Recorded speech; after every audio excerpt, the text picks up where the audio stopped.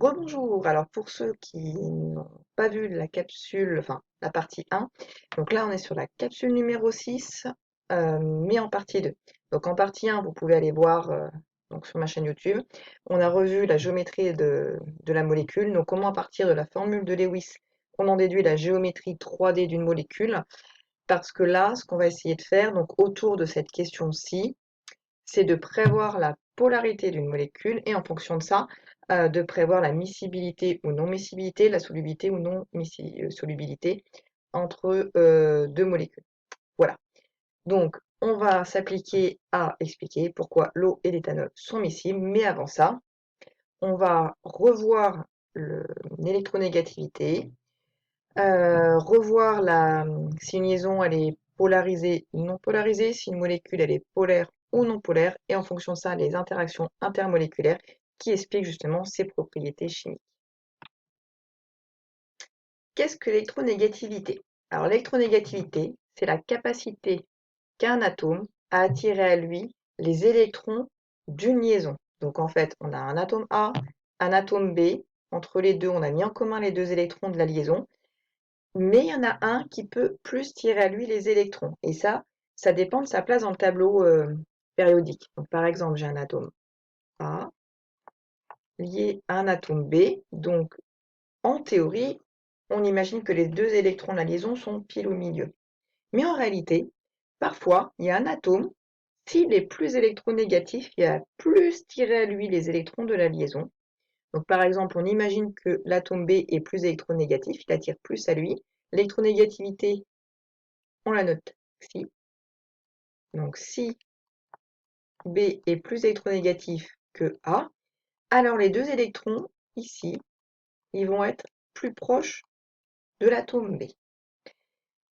Ça veut dire quoi? Ça veut dire que B, lui, il a l'impression d'être un petit peu plus chargé négativement, vu qu'il a un peu plus d'électrons à côté de lui. Le un petit peu, ça va être représenté par le delta. Delta, c'est un petit peu 2.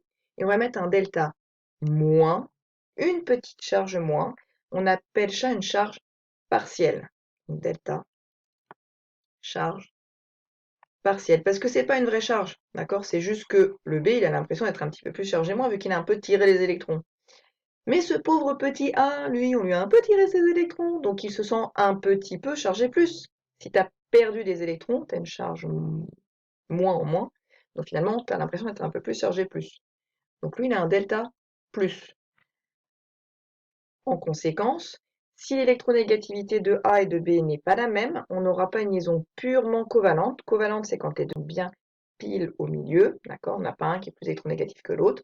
Donc si on a un qui est plus électronégatif que l'autre, les électrons se rapprochent de l'un des atomes, ce qui crée une charge partielle delta- sur le plus électronégatif des deux et delta+ sur le moins électronégatif des deux. Ça va vous servir en chimie organique, notamment en terminale, quand vous allez voir que deux molécules peuvent réagir entre elles. Donc en fait, deux molécules neutres vont pouvoir réagir entre elles pour former une autre molécule. Par exemple, dans le cas de l'estérification, il y a un alcool qui réagit avec un acide carboxylique pour former un ester. Donc on a une nouvelle liaison qui est créée. Voilà, donc, je vous spoil pas trop. Comment je prévois lequel est le plus électronégatif des deux? Alors, soit on vous donne les électronégativités, donc ici les petits chiffres représentent les électronégativités. Par exemple, pour l'hydrogène, on a une électronégativité de 2,1, pour le carbone de 2,5, etc. Soit vous connaissez à peu près la place des éléments dans le tableau. Alors, pourquoi je vous dis que vous connaissez à peu près la place? Eh bien, sur une même ligne, l'électronégativité augmente de la gauche vers la droite du tableau, et sur une même colonne, l'électronégativité augmente du bas vers le haut. Donc l'élément qui sera le plus en bas à gauche sera le moins électronégatif. L'élément qui est le plus en haut à droite, attention, pas des gaz nobles, sera le plus électronégatif. Donc en fait, le plus électronégatif du tableau, c'est le fluor avec une électronégativité de 4. Mais on voit que les gaz nobles ont une électronégativité nulle. Pourquoi? Bah, en fait, un gaz noble, gaz rare, gaz inerte, hein, différentes formulations pour ça, il va pas faire liaison parce qu'il est stable. Il n'a pas besoin de se lier à un autre atome pour avoir ses électrons autour de lui et avoir la structure en octets ou des couches saturées, hein, comme on a pu le voir. Donc, comme il ne forme pas de liaison, bah, il ne va pas aller tirer les électrons de la liaison, il n'y a pas de liaison. Bref, tous comment ça s'appelle? Les gaz nobles, eux, ne seront pas électronégatifs. C'est pour ça que l'élément le plus électronégatif du tableau, c'est le fluor. Donc a priori, normalement, vous êtes censé savoir carbone, azote, oxygène dans l'ordre, donc l'oxygène est plus électronégatif que le carbone. Donc ça, c'est un peu à la louche, mais on a des bornes, si on veut. Si la différence d'électronégativité, donc par exemple, si je prends l'oxygène et l'hydrogène, si cette différence est supérieure à 0,4, donc si je fais 3,5 moins 2,1, évidemment, j'ai trouvé plus que 0,4, et que ça, c'est aussi inférieur à 1,7, on dit que la liaison est polarisée. La liaison est polarisée si les électrons se sont décalés vers un atome plutôt que l'autre et qu'on a des charges partielles. Si la différence d'électronégativité est inférieure à 0,4 ou égale à 0,4, c'est le cas de la liaison entre le carbone et l'hydrogène. Donc là, si vous faites 2,5 moins 2,1, on a pile 0,4. La liaison, elle est dite covalente. Elle ne va pas être polarisée. On va considérer que les électrons sont au milieu. Voilà. Je vais vous mettre quelques exemples.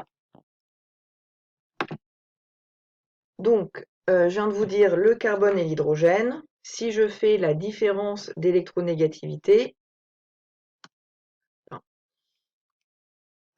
donc la différence, c'est le delta. Delta, c'est la fin moins le début. Moi, je vais mettre l'atome le plus électronégatif moins l'atome le moins électronégatif. Okay. Donc là, j'avais 2,5 moins 2,1. On tombe sur 0,4, ce qui est inférieur ou égal à 0,4. Donc là, c'est pile égal à 0,4. Mais vous, dans votre tête, vous dites que si c'est inférieur ou égal à 0,4, alors la liaison, elle est non polarisée. On l'a dit covalente. Les deux électrons sont pile au milieu de la liaison. Il n'y a pas de delta plus, il n'y a pas de delta moins, il n'y a pas de charge partielle. On prend l'exemple entre le chlore et l'hydrogène. Donc la différence d'électronégativité égale à celle du chlore moins celle de l'hydrogène, parce que dans le tableau, donc il faudrait revenir un petit peu en avant dans la vidéo, valait 3,0 pour le chlore, 2,1 pour l'hydrogène, on tombe sur 0,9. 0,9 c'est bien strictement supérieur à 0,4 mais inférieur à 1,7. Dans ce cas, on dit que la liaison elle est polarisée, c'est-à-dire que les électrons vont se rapprocher d'un atome plutôt que l'autre, ils vont se rapprocher de l'atome le plus électronégatif, donc celui qui a la plus grande valeur, là c'était 3. Donc les électrons sont un peu plus vers la gauche, ce qui fait que le chlore se sent un petit peu plus chargé moins, donc je lui mets une charge delta moins. Encore une fois, delta, un petit peu moins. Du coup, l'hydrogène est un petit peu chargé plus. Pour l'oxygène et l'hydrogène, je fais la différence, je trouve 3,5 moins 2,1, je tombe sur 1,4, c'est bien compris entre 0,4 et 1,7. La liaison est également polarisée. C'était l'oxygène qui avait la plus grande électronégativité, donc je lui mets le delta moins sur lui, le delta plus sur lui, les électrons sont plus proches de l'oxygène. Pour le carbone et l'oxygène, j'aurai une différence égale à 1. Là encore, je me situe dans la gamme 0,4, 1,7. La liaison est polarisée. C'était l'oxygène qui avait la plus grande électronégativité, donc je lui mets le delta moins. Pardon, ici le delta moins. Et là, le delta plus pour le carbone. Alors ça, c'est des exemples classiques, c'est pour ça que je vous ai pris ceux-ci. Hein. Évidemment, on peut le faire avec tous les atomes si on vous donne les électronégativités pour un exercice. Et alors, dans le cas où vous avez les deux mêmes atomes, donc là, j'ai pris oxygène et oxygène, comme dans la molécule le dioxygène, où il y a une double liaison. Donc là, je ne l'ai pas fait figurer, c'est une double, mais ça marche pareil. Bah, vous arrivez sur une électronégativité nulle. J'aurais pu prendre la molécule le diode, I2. On aurait une simple liaison entre les deux. C'est le même atome, donc en fait, la différence est nulle. Si la différence est nulle, bah, on est inférieur ou égal à 0,4, donc bah, là, pour le coup, on est vraiment inférieur. Elle est non polarisée, elle est dite covalente, donc les électrons sont pile au milieu, il n'y a pas de charge partielle. Donc maintenant qu'on a appris à déterminer si une liaison était polarisée ou non, on va pouvoir apprendre à prévoir si une molécule est polaire ou non polaire. On dit aussi apolaire. Donc je vous ai mis ici les petites définitions. Une molécule, elle est polaire si et seulement si elle possède au moins une liaison polarisée. Donc par exemple, dans la molécule HCl, on aurait un delta d'électronégativité compris entre 0,4 et 1,7, et c'est l'unique liaison. Donc dans ce cas-là, tu as une unique liaison polarisée, la molécule elle est polaire.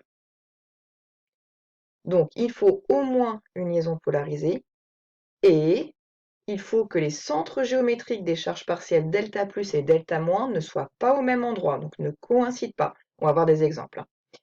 Une molécule sera dite non polaire ou apolaire si elle a un polarisé, parce que juste comme ça au passage, polaire, ça veut dire un pôle plus et un pôle moins. D'accord? Donc si à la base, tu n'as même pas de charge partielle delta plus et delta moins, tu risques pas d'avoir de pôle plus et moins. Tac. Donc une molécule est apolaire si il n'y a pas de liaison polarisée, ou si il y a des liaisons polarisées, mais que le centre géométrique des charges partielles delta plus et le centre géométrique des charges partielles delta moins, il est au même endroit. Donc si ça coïncide. Et donc quand je dis le centre géométrique, bah, on parle de géométrie et donc le lien avec ce qu'on a vu tout à l'heure. Il faut d'abord écrire votre molécule en grammes pour l'avoir en 3D. Pour chaque liaison, on va placer les delta plus et delta moins. Puis on va faire une espèce de moyenne géométrique des delta moins. Donc on va mettre un centre des delta moins, un centre des delta plus et on va checker si bah, le centre est au même endroit ou pas. Donc c'est parti pour les exemples. Premier exemple, la molécule d'eau. Donc la molécule d'eau, en Lewis, ça s'écrit comme ça, l'oxygène a deux liaisons, deux doublés non-liants. Mais on ne va pas réfléchir sur Lewis, on va réfléchir sur Cram, on a vu que la molécule était coudée. Tout à l'heure, on a calculé la différence entre l'oxygène et l'hydrogène en termes d'électronégativité, et on a vu qu'on était dans le cas d'une liaison polarisée, la différence d'électronégativité était comprise entre 0,4 et 1,7. Le plus électronégatif des deux, c'était l'oxygène. Donc, sur cette liaison-là, je vais marquer un delta moins sur l'oxygène, un delta plus sur l'hydrogène. J'ai une autre liaison, donc celle-ci aussi, elle est polarisée. J'ai un delta plus ici et un delta moins là. Alors, soit vous mettez delta moins, soit directement vous mettez 2 delta moins. Ça va plus vite. On vient de placer les liaisons, si elles sont polarisées, pas polarisées. Maintenant, on doit faire le centre géométrique des delta moins et le centre géométrique des delta plus. En orange.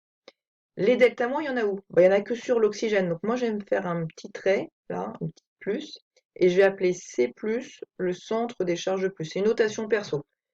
Donc, C+, pour moi, c'est le centre géométrique des charges partielles delta plus. Centre géométrique des charges partielles delta plus. Voilà.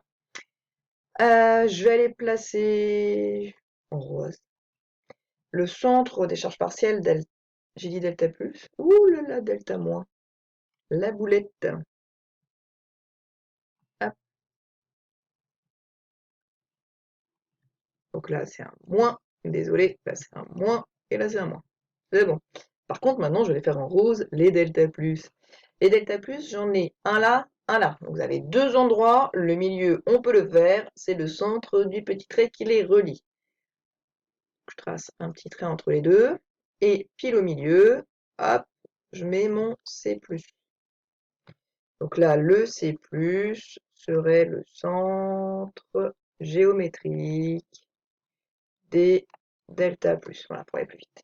Et là, je vois quoi? Je vois que mon C+, et mon C-, ils ne sont pas au même endroit, ils ne coïncident pas. On a bien un pôle moins et un pôle plus. Donc, la molécule est polaire. Okay, quand le centre géométrique des charges partielles delta plus et le centre géométrique des charges partielles delta moins ne coïncident pas, la molécule est dite polaire. Donc ici, molécule polaire. On peut faire figurer ce qu'on appelle le moment dipolaire. Le moment dipolaire, ça va être représenté par un vecteur dont le début, en fait, est le C- et la fin est le C+. Alors, la convention a changé. Des fois, à la fac, en fait, vous voyez l'inverse du C+ au C-, mais maintenant, en tout cas en prépa, ça part du C- et ça va vers le C+. Donc, on va le faire en noir. Je pars du C-, je vais vers le C+. C'est un vecteur, c'est une petite flèche, et ça, j'appelle ça mu, le moment dipolaire.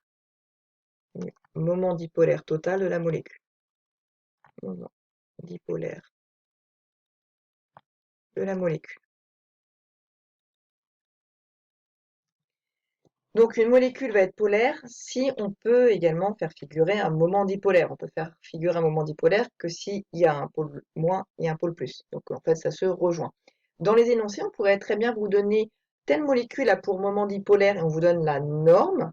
Évidemment, si on te donne un moment dipolaire, c'est que la molécule, elle est polaire. Donc en fait, tu n'as pas besoin de faire tout ce qu'on vient de faire pour le montrer.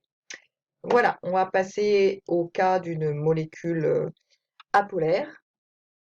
Donc pour le méthane, pour le CH4 ici, là vous avez la formule de Lewis sur laquelle on ne va pas travailler, et ici la représentation de Cram en 3D sur laquelle on va travailler. Donc la géométrie de la molécule, on avait vu que c'était un tétraèdre.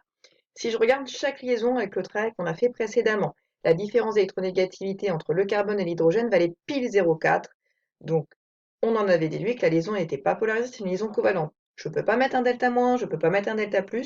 Cette molécule ne comporte aucune liaison polarisée, elle est donc apolaire. Donc ne comporte aucune liaison polarisée. La molécule est apolaire.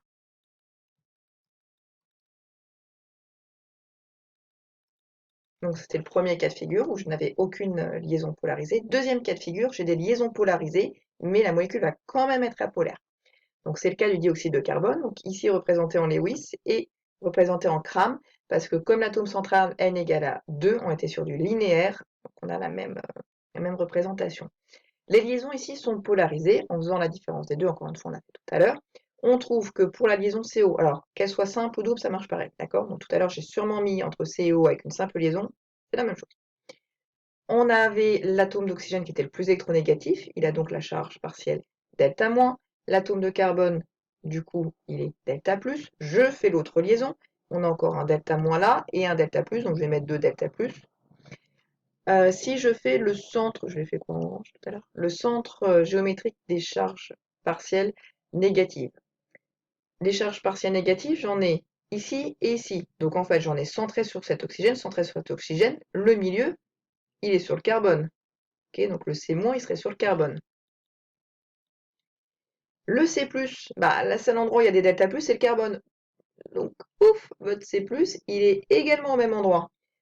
Ici, on se rend compte que même si on a des liaisons polarisées, le centre géométrique des charges partielles positives et le centre géométrique des charges partielles négatives coïncident. Il est au même endroit. Dans ce cas, la molécule, elle est apolaire. On n'a pas de pôle parce que les deux pôles, ils sont mis au même endroit.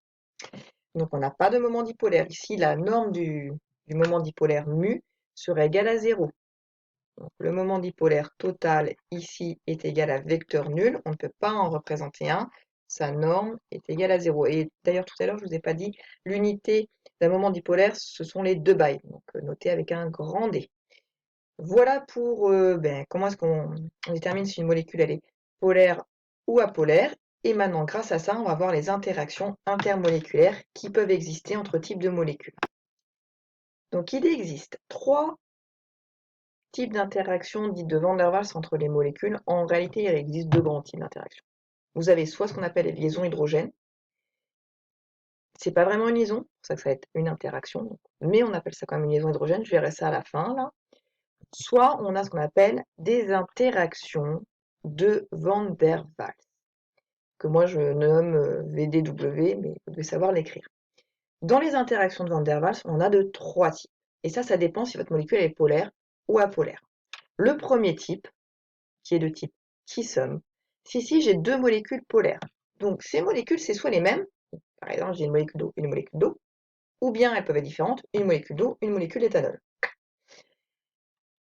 L'interaction, je l'ai fait visualiser par les petits pointillés.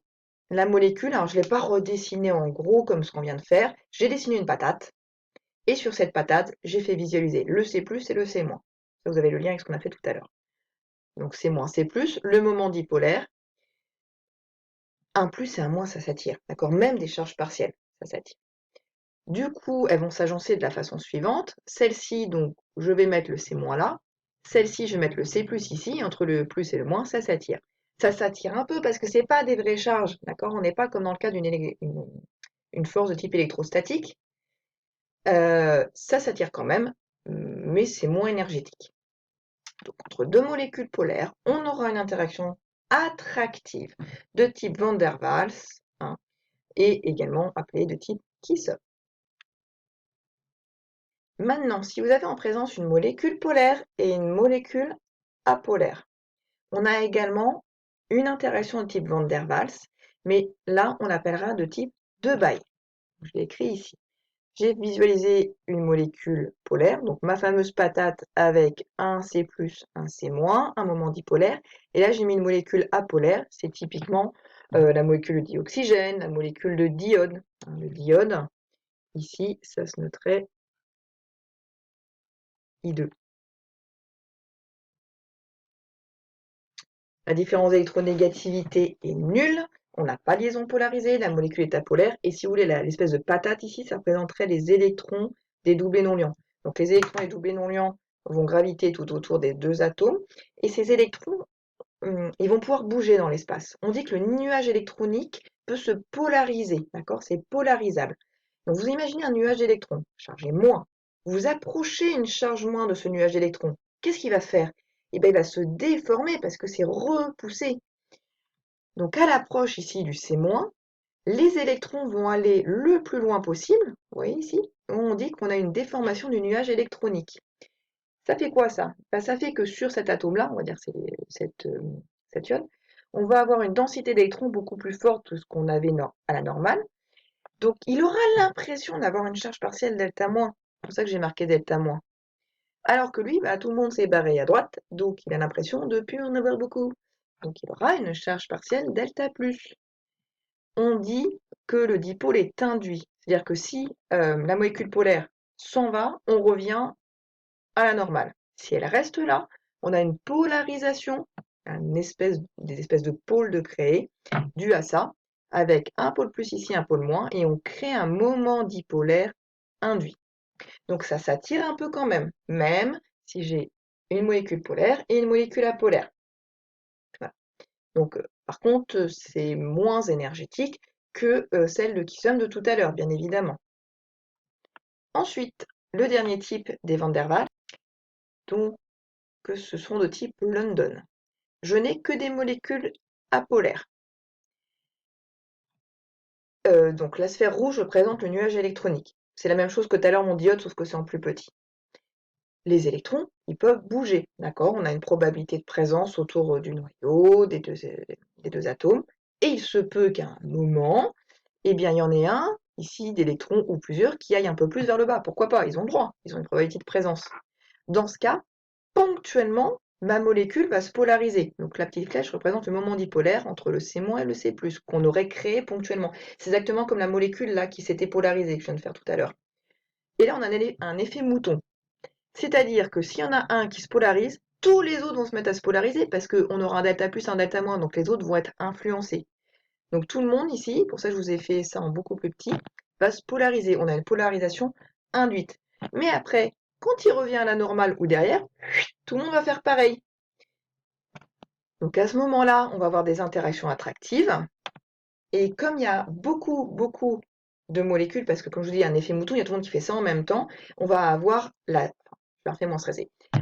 Au niveau, quand je regarde une seule interaction de type London, elle est faible.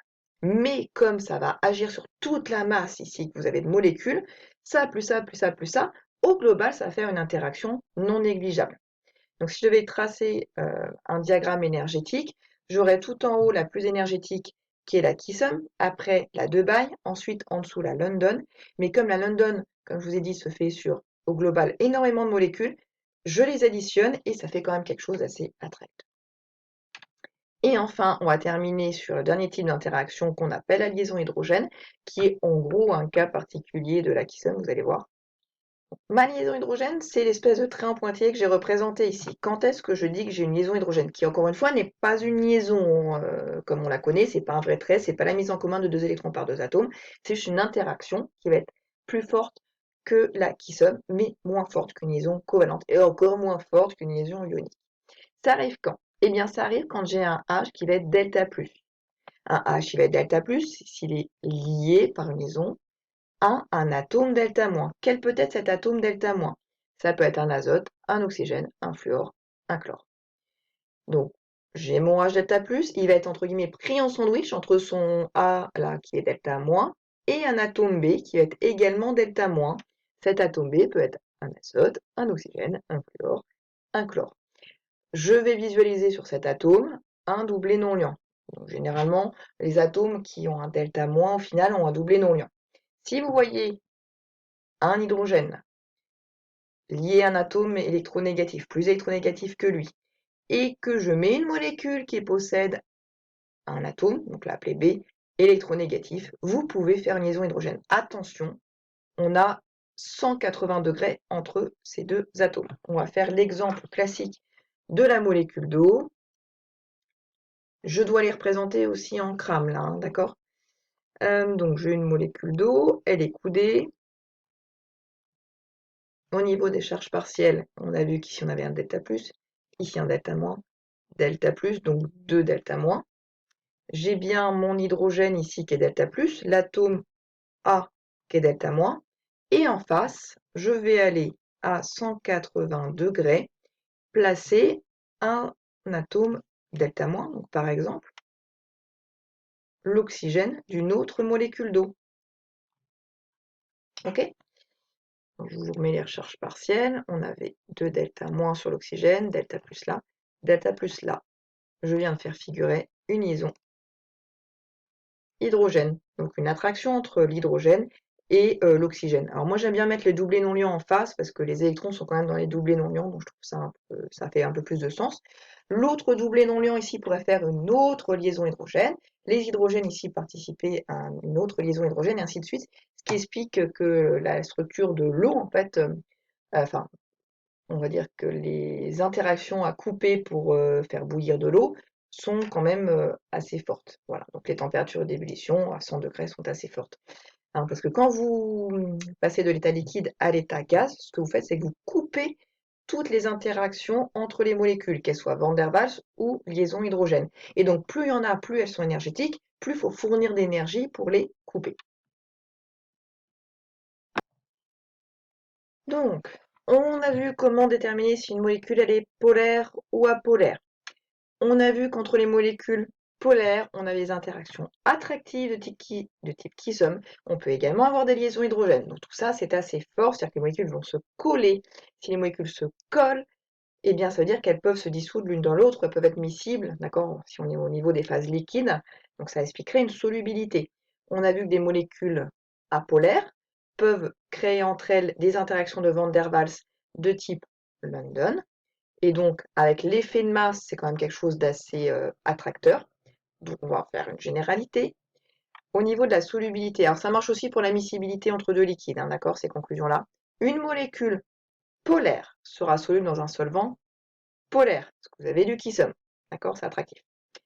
Cette solubilité est d'autant plus forte que l'on peut retrouver des liaisons hydrogènes entre ces molécules. Donc si déjà tu as du Kisum, c'est soluble. Si en plus tu peux écrire entre les molécules considérées des liaisons hydrogènes, c'est encore plus soluble. Si on a une molécule apolaire, elle sera soluble dans un solvant apolaire. Des exemples. Le solvant apolaire par excellence qu'on utilise, c'est le cyclohexane. Donc le cyclohexane, c'est un cycle à 6 atomes de carbone avec 2 hydrogènes à chaque fois là.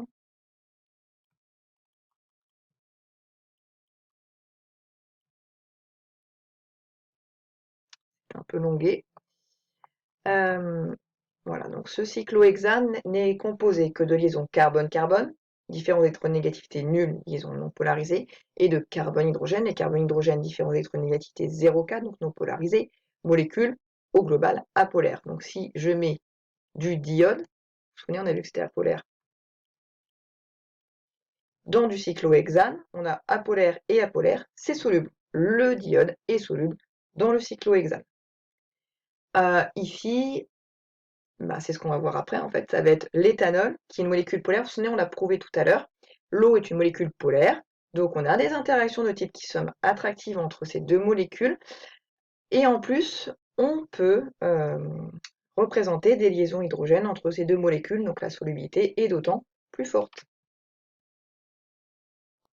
On revient donc enfin sur la question que j'avais posée en partie 1 de cette capsule numéro 6, expliquer pourquoi l'eau et l'éthanol sont miscibles, on vous donnait les électronégativités, ce qui voulait dire que à la base, pour chaque molécule, il fallait faire CRAM, donc ça on l'a déjà fait, d'accord? Donc là je vous ai remis CRAM qu'on avait trouvé pour l'éthanol, CRAM qu'on avait trouvé pour la molécule d'eau. Ensuite, pour chacune des liaisons, il fallait calculer la différence d'électronégativité, placer les charges partielles. Donc ici, delta plus, delta moins, delta plus, de delta moins. Les autres liaisons sont non polarisées, hein, carbone-hydrogène 0,4, carbone-carbone 0, donc je ne m'en occupe pas. C'est vraiment que le centre qui est ici. Pour la molécule d'eau, delta plus, de delta moins. Au passage, donc on l'a déjà fait, centre des charges plus ici, centre des charges moins ici, la molécule d'eau est polaire. Pour l'éthanol, centre des charges moins, enfin des charges partielles delta moins, sur l'oxygène, centre des charges partielles delta plus, ici entre les deux, c'est un peu comme pour la molécule d'eau en final, c'est comme si ça c'était un hydrogène. Ici, donc le C+, et C- ne coïncident pas, la molécule elle est polaire. On aurait pu dessiner les moments dipolaires ici vers le bas, ici vers le bas. J'ai deux molécules polaires, j'ai des interactions de Van der Waals de type qui somme attractives entre les deux. Elles vont venir se coller, donc il y a miscibilité ou solubilité en fonction de si on est soluté dans un solvant ou deux phases liquides qui vont pouvoir se mélanger. Et donc là, le cas échéant, ce sont deux liquides qui vont se mélanger, c'est miscible. Donc déjà, on répond en partie à la question. On a miscibilité car ce sont deux molécules polaires. Ensuite, là, je vous les ai mis comme ça, c'est pas pour rien. On a également une liaison hydrogène. D'accord? Donc le H delta plus, qui est lié à un atome delta moins, peut se mettre en face à 180 degrés de l'oxygène de la molécule d'eau qui est delta moins en bleu ici. J'ai donc représenté une molécule, une liaison hydrogène, molécule n'importe quoi, une liaison hydrogène, ce qui exacerbe cette solubilité, cette miscibilité. Donc l'alcool, l'éthanol, est très soluble dans l'eau. Si on prend deux phases liquides, elles sont miscibles. Donc ce qui clôture notre grande partie sur la miscibilité, qu'on s'appelle la polarisation, etc., etc. Je vous dis à bientôt.